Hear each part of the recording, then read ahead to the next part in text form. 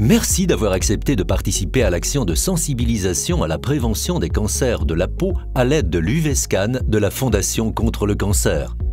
Cet appareil photographique spécial permet de réaliser un cliché du visage qui met en évidence les dommages cutanés causés par une exposition aux UV.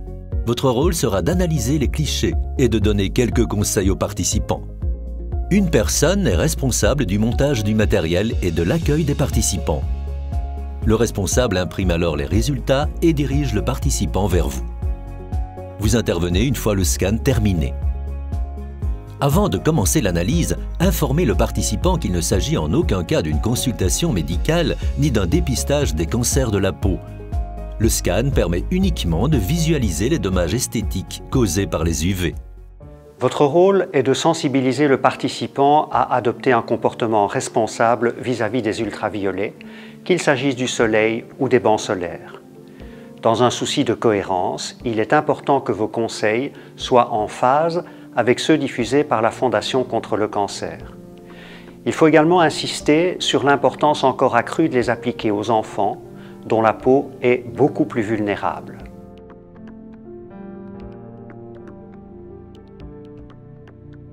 L'indice UV du jour est mentionné dans les bulletins météo, à la télévision ou sur Internet. C'est une échelle intéressante pour savoir quel type de protection prévoir.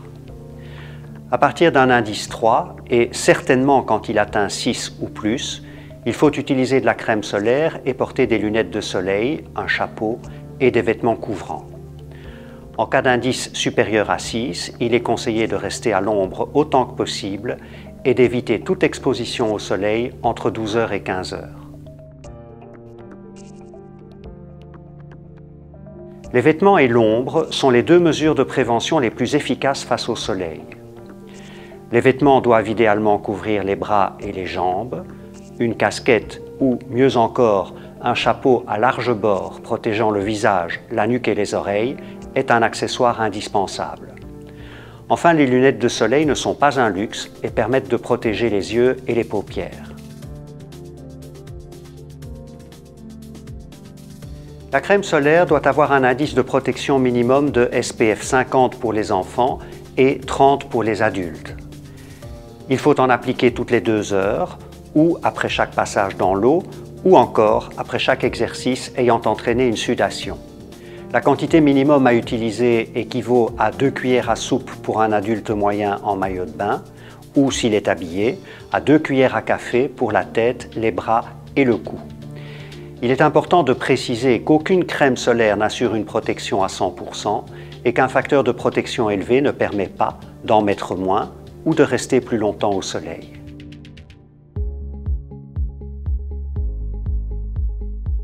Les réactions des participants sont généralement positives. L'aspect ludique du scan UV les rend réceptifs aux conseils que vous donnerez. Vous pouvez cependant être confronté à certaines situations particulières ou à des réactions négatives.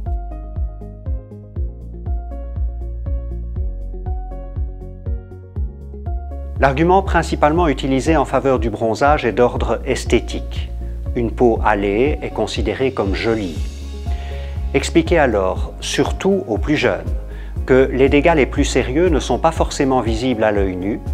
C'est au niveau de l'ADN des cellules qu'ils ont lieu et c'est de là que démarrent les cancers de la peau. Donc, rappelez également que sur un plan esthétique, une exposition excessive aux ultraviolets vieillit prématurément la peau et fait apparaître des rides ou des taches pigmentaires.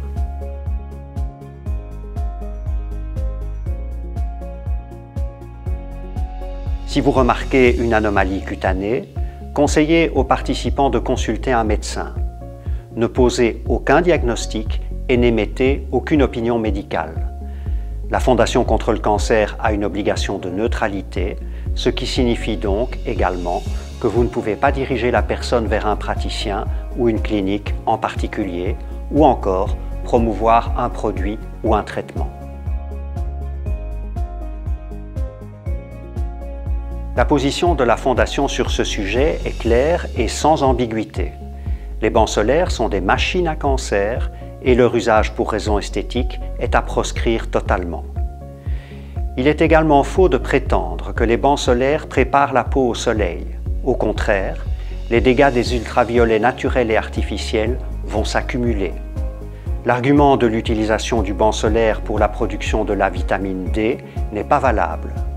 Une petite demi-heure d'exposition quotidienne des mains et du visage à la lumière naturelle du soleil suffit pour produire la quantité nécessaire de vitamine D. On peut pallier aux carences éventuelles par des suppléments de vitamine D à prendre par la bouche. Nous vous remercions pour votre attention et pour votre investissement dans la prévention des cancers de la peau. Et nous espérons que vous prendrez plaisir à participer à l'activité UV Scan.